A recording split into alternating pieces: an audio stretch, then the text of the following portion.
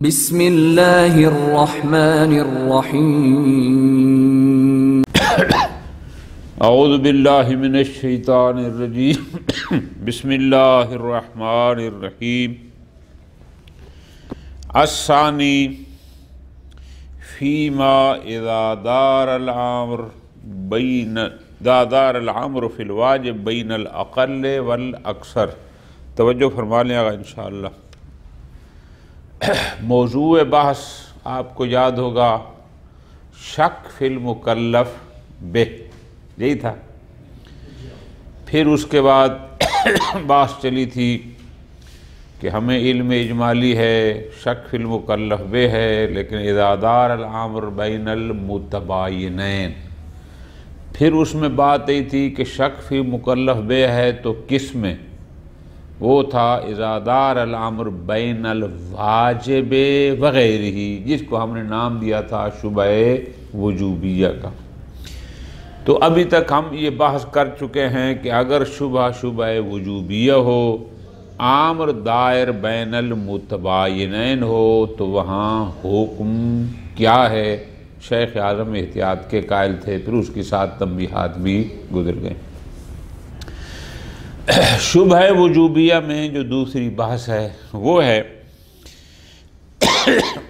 اذا دار الامر فی الواجب بین الاقل والاکثر۔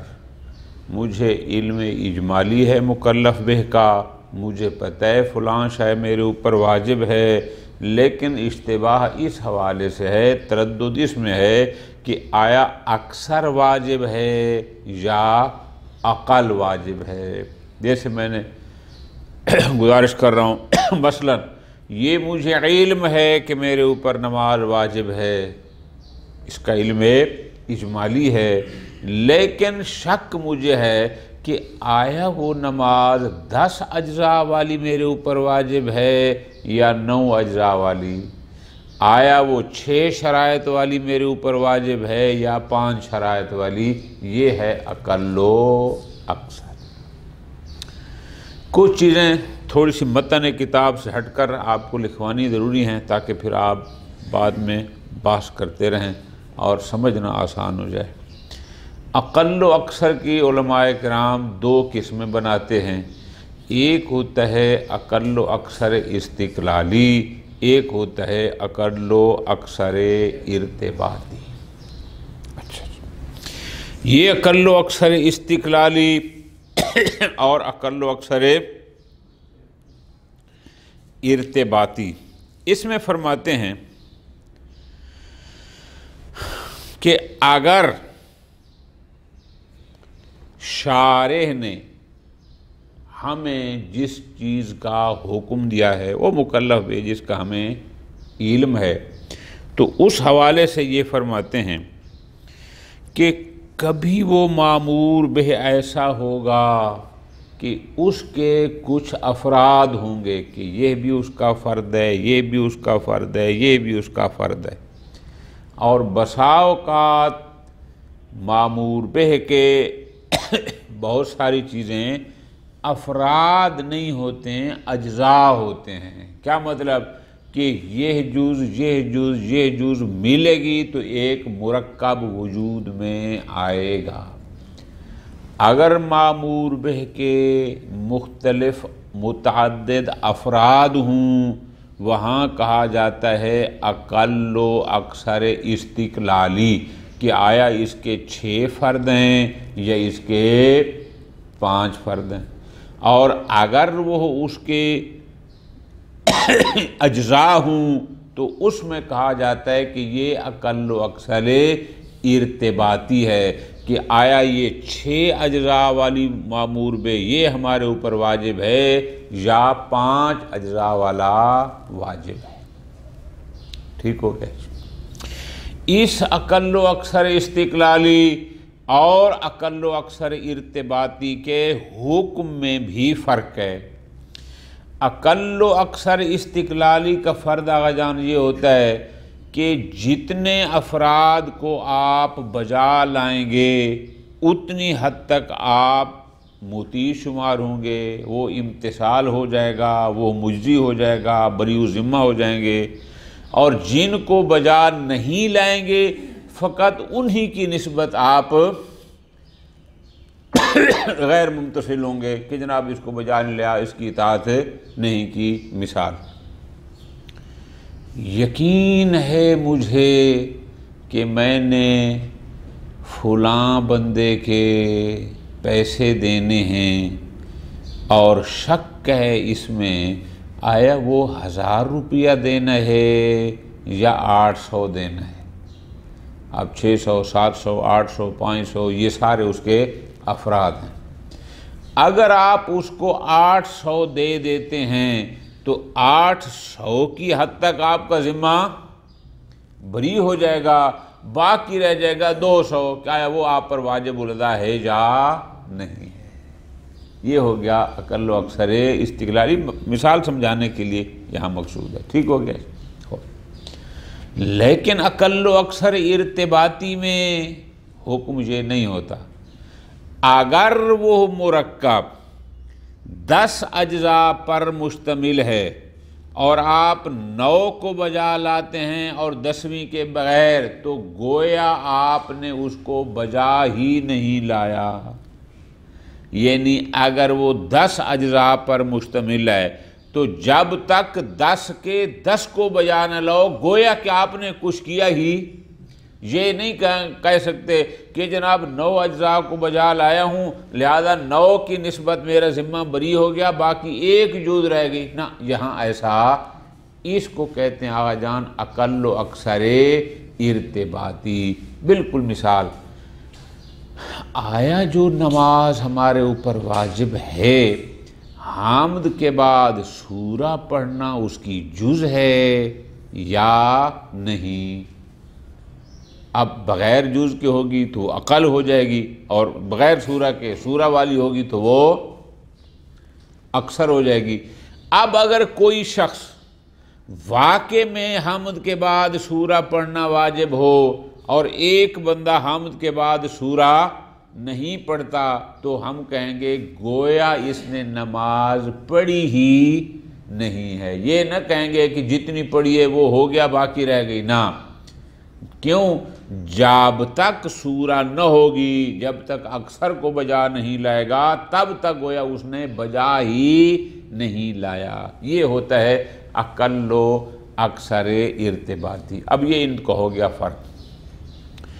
ہمارا موضوع بحث جس میں ہم شروع ہو رہے ہیں وہ اقل اکثر استقلالی نہیں ہے، یہ ہے اقل و اکثر ارتباطی۔ ہم جس کی بحث شروع کر رہے ہیں کہ ہمیں شک ہو کیا یہ واجب عقل ہے یا اکثر، یہاں پر ہمارا مقصود اقل و اکثر ارتباطی ہے۔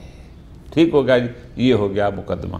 اب درس یہاں شروع ہوتا ہے کہ اگر ایک انسان کو شک ہو کہ فلاں شے بھی کسی شے کی جزئیت میں کہ آیا اس واجب کی وہ چیز بھی جز ہے یا نہیں ہے، چونکہ جز ہوگی تو ظاہر ہے وہ اکثر ہو جائے گا، نہیں ہوگی تو وہ اقل ہو جائے گا۔ یہ ہے ہمارا موضوع بحث۔ اب فرماتے ہیں جس جز کی جزئیت میں شک ہے وہ جز 2 قسم کی ہوگی، یا وہ جز خارجی ہوگی یا وہ جز ذہنی ہوگی۔ ٹھیک ہو گیا؟ اب اس کو اسی ترتیب سے لے کر آپ چلیں گے تو آپ کے لیے آسان ہوگا۔ خوب، اب فرماتے ہیں کہ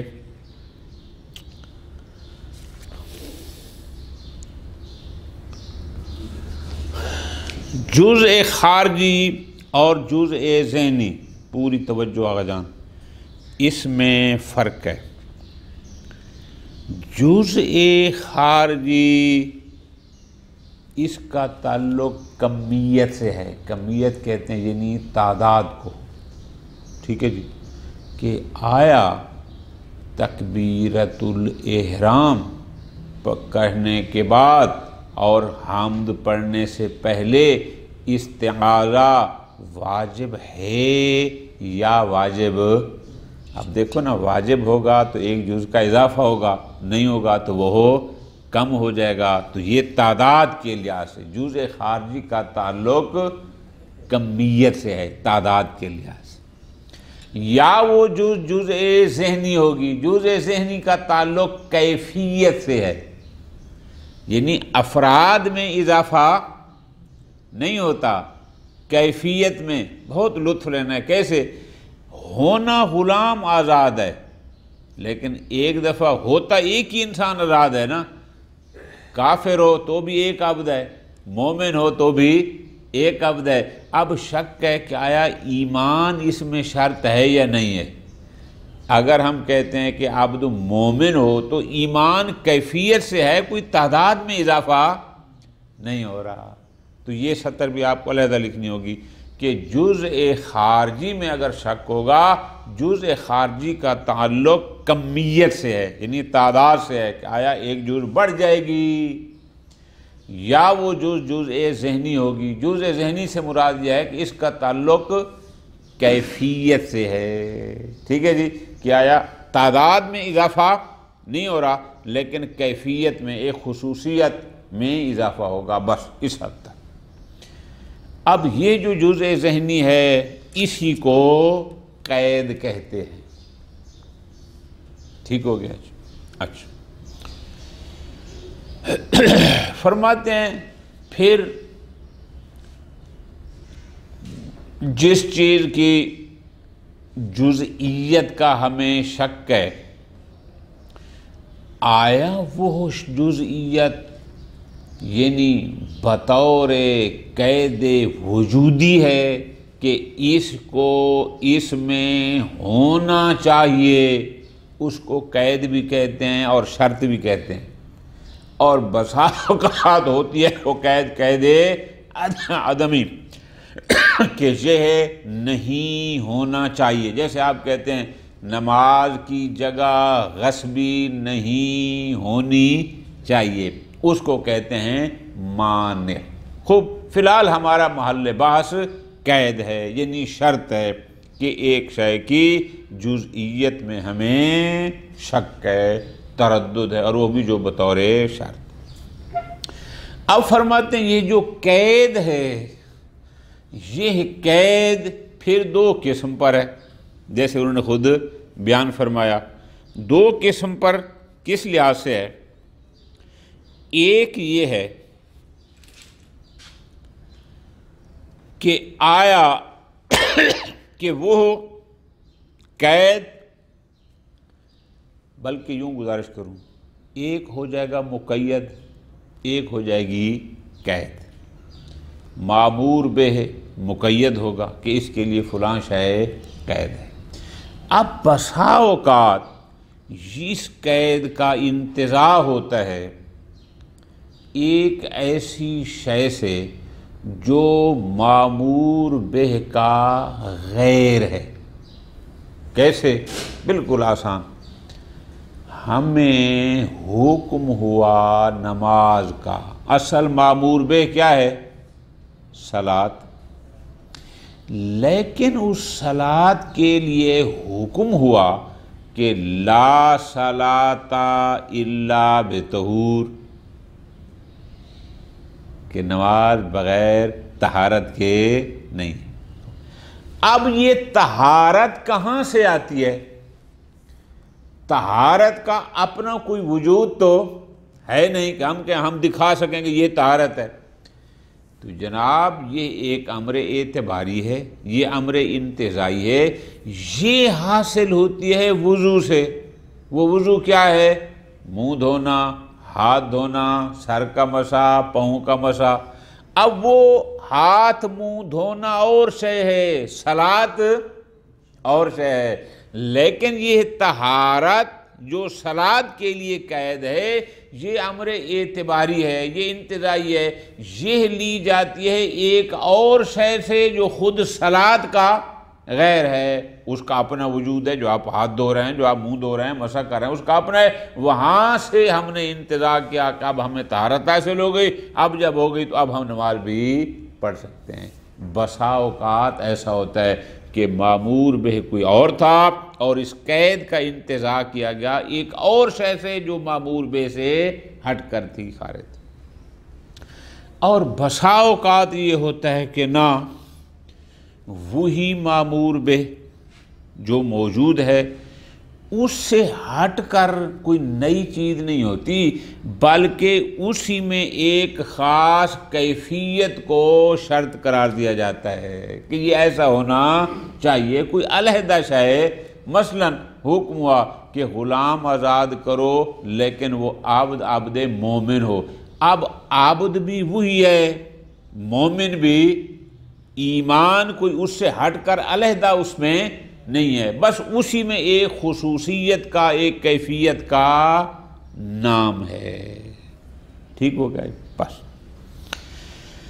اب فرماتے ہیں یہ ساری بات ہو گئی مقدماتاً کہ ہم اقل و اکثر ارتباطی ہمارا موضوع ہے۔ اب جب اقل و اکثر ارتباطی ہمارا موضوع ہے پھر اس میں انشاءاللہ وہی بحث آئے گی، کون سی؟ کہ یہ جو ہمیں اس میں شک ہوا اقل و اکثر ارتباطی میں، یہ کس لحاظ سے ہوا؟ کیونکہ ہم نے وہ بحث کرنی ہے نا کہ ہمیں جس جز میں شک ہوا کہ آیا وہ جز خارجی تھی یا وہ جز ذہنی تھی جس میں شک ہوا۔ اب جب اس جس میں شک ہوا دونوں قسم میں، پھر وہی چار مسئلے ہوں گے کہ اگر کسی شے کی یعنی جزئیت میں شک ہوا اور وہ جز بھی جز خارجی تھی، منشأ شک کیا تھا، تو پھر وہی چار باتیں: فقدان نص، اجمال نص، تکافؤ نصین یا شبہ وجوبیہ۔ تو جز خارجی میں شک ہوگا تو بھی یہی چار صورتیں، یہی ہمارا موضوع بحث ہوں گی، اور ذہنی میں ہوگا تو بھی یہی ہمارا موضوع بحث ہوگی۔ ٹھیک ہو گیا جی؟ اب آگے فرماتے ہیں پہلا مسئلہ، ہم اس کو یوں لے کر چلتے ہیں، ایک مکلف کو ایک واجب کی جزء خارجی میں شک اور منشأ شک فقدان نص ہے۔ کیسے؟ ایک شخص دیکھتا ہے کہ ہمارے کچھ بزرگان نے کسی واجب میں ایک شے کو جز قرار دیا ہے، ٹھیک ہے جی؟ اب اس کو شک ہے کہ آیا یہ واجب ہے، یعنی اس کی جزئیت ضروری ہے یا نہیں۔ پوری تحقیق کی، پوری جستگو کی جتنی یہ کر سکتا تھا، اس کو کوئی نص نہیں ملی جو اس کی جزئیت پر دلالت کرتی ہو۔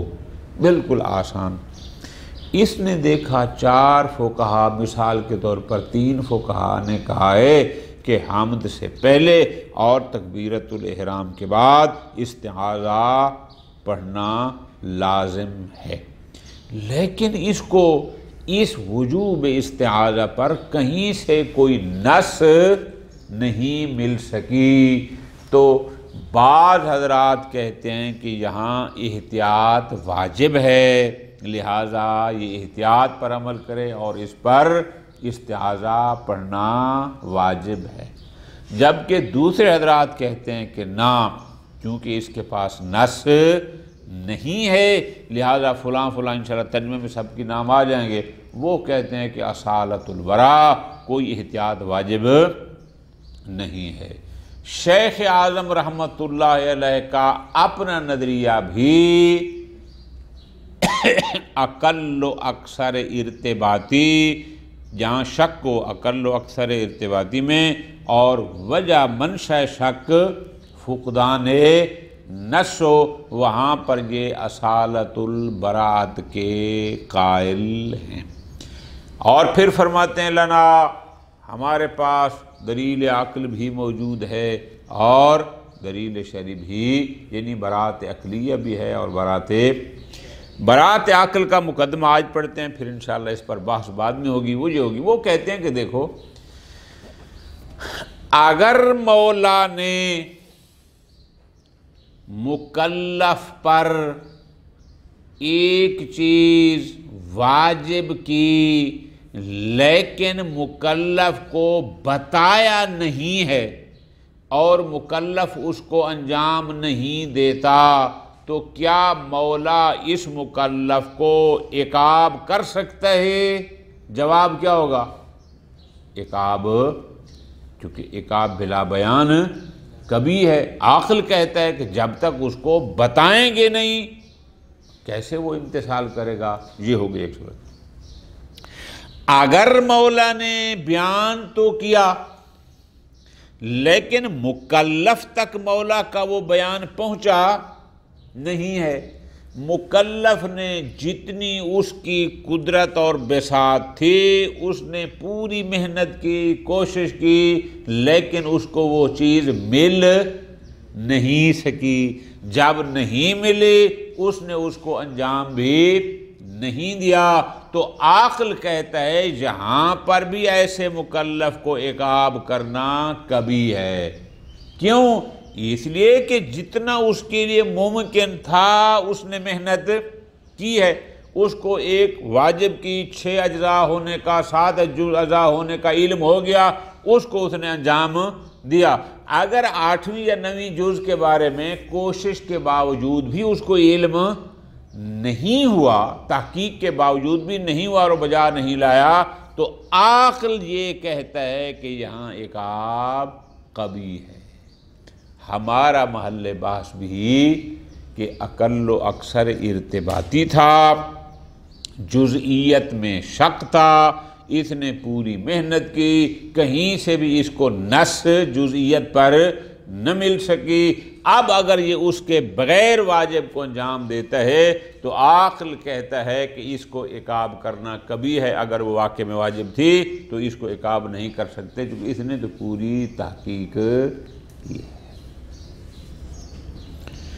پھر اس پر اشکالات ہیں 3-4، وہ انشاءاللہ ترتیب سے آ جائیں گے۔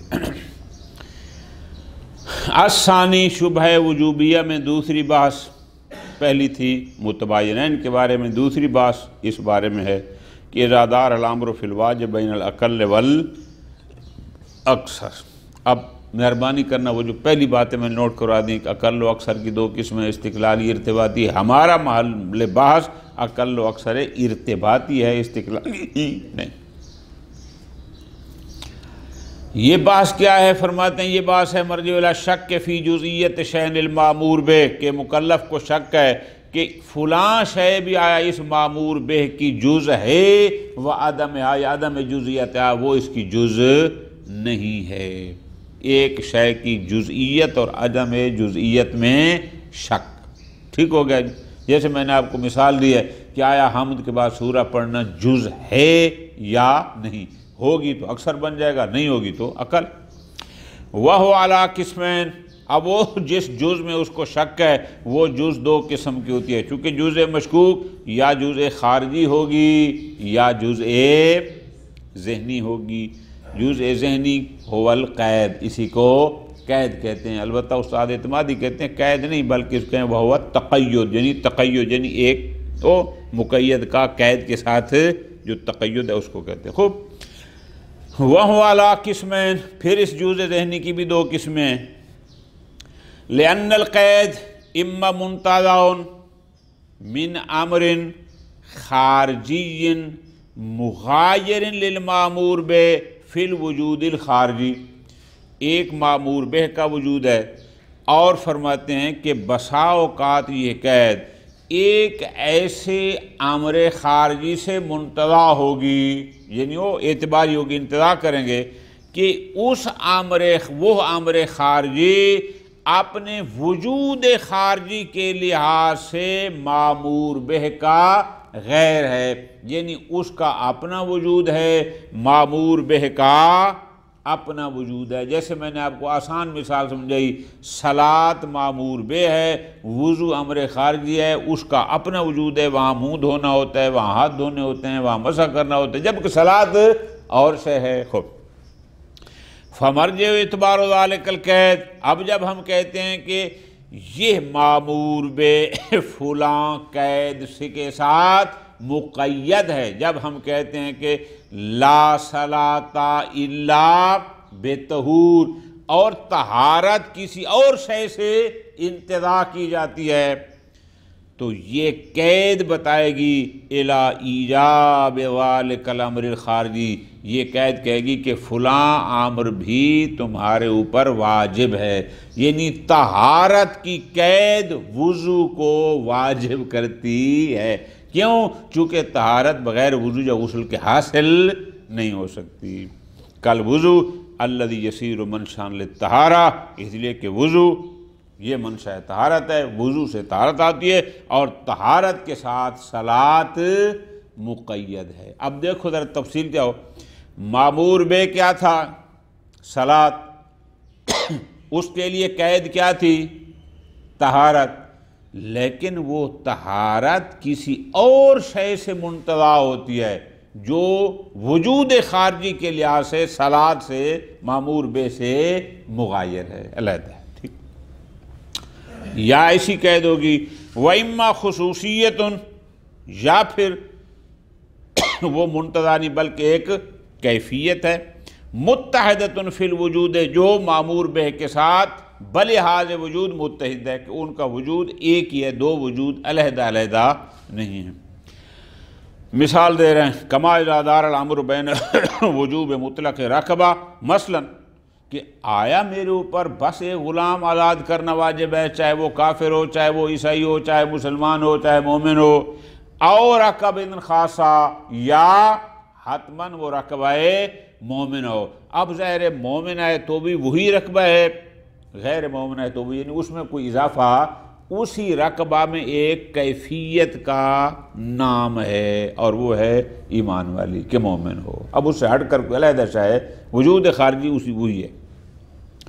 وَمِنْ ذَلِكَ دوران الامر، اسی طرح فرماتے ہیں کہ اگر مسئلہ یہ ہو کہ بین احد الخصال، کہ آیا ان تین میں سے کوئی ایک دینا واجب ہے یا ان میں سے حتماً ایک ہی کفارہ دیں، تو وہ بھی ہیں تو کفارے کے تین فرض، ان سے ہٹ کر کوئی علیحدہ نہیں ہے. والکلام فی کل من القسمین، بہرحال اس میں ہم بحث کریں گے ہر ایک میں چار میں. سب سے پہلے ہم بحث کرتے ہیں کہ جب انسان کو جزء خارجی میں شک ہو. اب جزء خارجی میں جو شک ہے، منشأ شک کیا ہے، وجہ شک کیا ہے، پھر چار مسئلے. پہلا مسئلہ کہ اگر منشأ شک فقدان نص، ان یکون ذالک ما عدم النص المعتبر فی کہ کوئی نص معتبر اس پر موجود نہ ہو. اور اب مجھے شک ہے. خوب، تو یہ کو شک کیوں ہوگا؟ شک یہاں سے شروع ہوگا، توجہ آگا. فیکون ناشئا من ذہاب جماعت الی جزئیت الامر الفلانی، اس نے دیکھا کہ جناب ہمارے 3 4 5 فقہا ایسے ہیں جو کہتے ہیں کہ فلاں شے بھی فلاں واجب کی جز ہے. مثلا وہ کہتے ہیں کل استعاذت قبل القرات فی الرکعۃ الاولی، کہ پہلی رکعت میں تکبیرۃ الاحرام کے بعد اور حمد سے پہلے استعاذہ جز ہے. ٹھیک ہو گیا جی. جبکہ اس کو اس کی جزئیت پر کوئی نص معتبر نہیں ملی. اب اس کو شک ہوگا کہ پتہ نہیں وہ استعاذہ جز ہے یا جز نہیں ہے. علی ما ذهب الیہ بعض فقہائنا، اور بعض فقہا ہمارے اس استعاذہ کے وجوب کے قائل بھی ہیں. وقد اختلف فی وجوب الاحتیاط ہنا، اب یہاں پر آیا ایسے مورد میں احتیاط واجب ہے یا نہیں ہے، اس میں اختلاف ہے. فصرح بعض متاخر المتاخرین بوجوب، بعض حضرات یہاں پر جیسے محقق سبزواری، شریف العلماء صاحب محمد تقی مجلسی، یہ لوگ کہتے ہیں کہ ایسے مورد پر احتیاط واجب ہے. وربما یظہر من کلام بعض القدماء، سید مرتضی اور شیخ طوسی کی بعض عبارتوں سے بھی لگتا ہے کہ شاید احتیاط کے وجوب کے قائل ہوں، لیکن لم یعلم کونہ مذہبا لہما، لیکن ہمیں پتہ ہے، علم نہیں ہے کہ حتماً نظریہ یہی تھا. وہ انہوں نے ذکر کیا لیکن آیا ان کا نظریہ یہی تھا، یہ علم نہیں ہے. بل ظاہر کلماتہم الاخر، لیکن ان کے مقابل میں اور بہت سارے علماء وہ اس کے خلاف ہیں، وہ کہتے ہیں نہیں احتیاط واجب نہیں ہے. صریح و جماعت اجراء و اصالت البراءت، بعض علماء نے بڑا واضح کہا کہ ایسے مورد میں اصالت البراءت جاری ہوگی، صراحت کے ساتھ کہا، اور احتیاط واجب نہیں۔ شیخ اعظم فرماتے ہیں وظاہر انہ المشہور، اور شاید یہی کہ احتیاط کا عدم وجوب اور اصالت البراءت کے اجراء والا نظریہ ہی مشہور ہے بین العامۃ والخاصہ، متقدمین میں بھی متاخرین میں بھی، کما یظہر من تتبع کتب القوم، کل خلاف شیخ طوسی کے خلاف ابن ادریس کی سرائر، محقق ہلی اور علامہ ہلی کی کتب، شہید اول اور شہید ثانی، محقق ثانی محقق گر کی، ومن تاخر، ان کے بعد جتنے بھی حضرات ہیں یہ سارے کہتے ہیں ایسے مورد میں احتیاط واجب۔ شیخ اعظم فرماتے ہیں بل الانصاف انہ لم عاصر فی کلمات من تقدمہ، بلکہ حقیقت تو یہ ہے کہ محقق کے سبزواری سے پہلے مجھے کوئی ایسا بزرگ نہیں ملا جو اس بات کا قائل ہو، کس کا؟ علی من یلتزم بوجوب الاحتیاط فی الاجزاء والشرائط، کہ ان اجزاء اور شرائط میں جو احتیاط کے وجوب کا قائل ہو۔ محقق کے سبزواری سے پہلے، صاحب کفایہ سے پہلے میں نے کسی کو نہیں دیکھا، حالانکہ وہ ان کا نفی من یختلف کلامہ، حالانکہ ان میں سید مرتضیٰ، شیخ طوسی، شہید جیسے لوگ ہیں کہ جن کے نظریات مختلف تھے، اس میں کیل و کال تھا، لیکن بہرحال وجوب احتیاط کا کوئی قائل نہیں تھا۔ فَكَيْفَ كَانَ فَالْمُخْتَارِ جَرْيَانُ اصل البراء، چلو ان بزرگان کا نظریہ جو بھی تھا مجھے اس سے لینا دینا نہیں ہے۔ شیخ اعظم فرماتے ہیں میرا اپنا نظریہ یہ ہے کہ اقل و اکثر ارتباطی اور منشأ شبہ اگر فقدان نص او ما عدم النص المعتبر، وہاں پر میرے نزدیک جریان و اصالت البراء، احتیاط واجب نہیں ہے بلکہ برات جاری ہوگی۔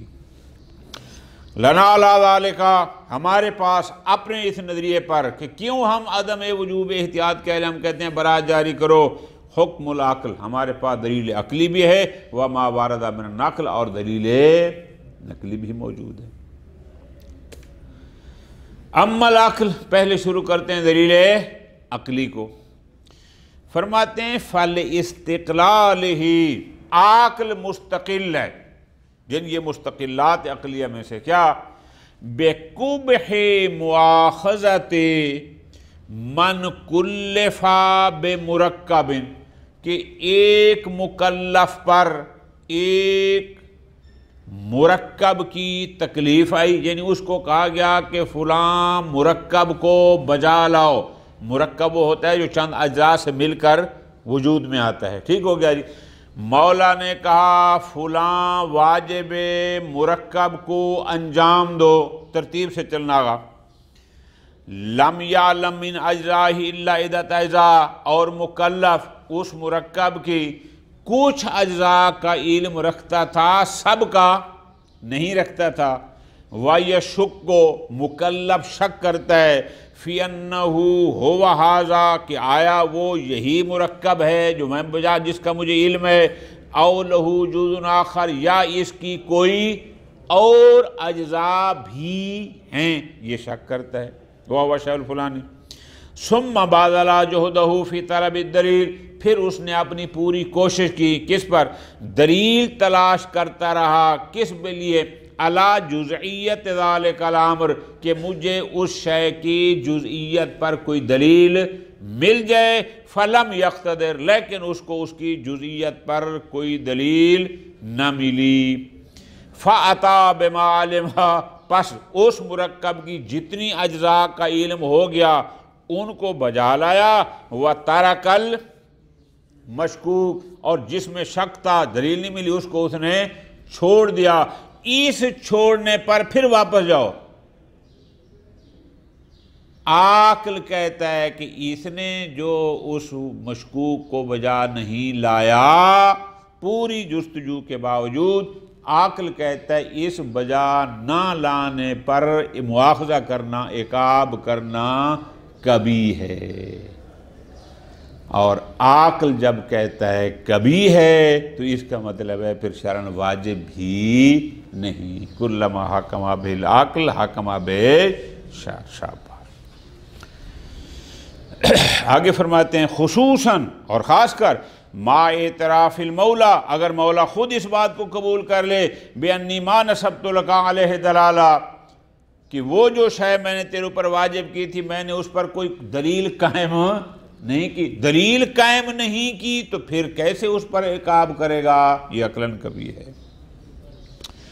آگے فرماتے ہیں فَإِنَّ الْقَائِلَ بِوُجُوبِ الْاحْتِياطِ، لہذا جو احتیاط کے قائل ہیں ان کو چاہیے کہ لا ينبغي ان يفرق في وجوبه بين ان يكون العامر لم ينسب دلیلا او ناسب واختفا.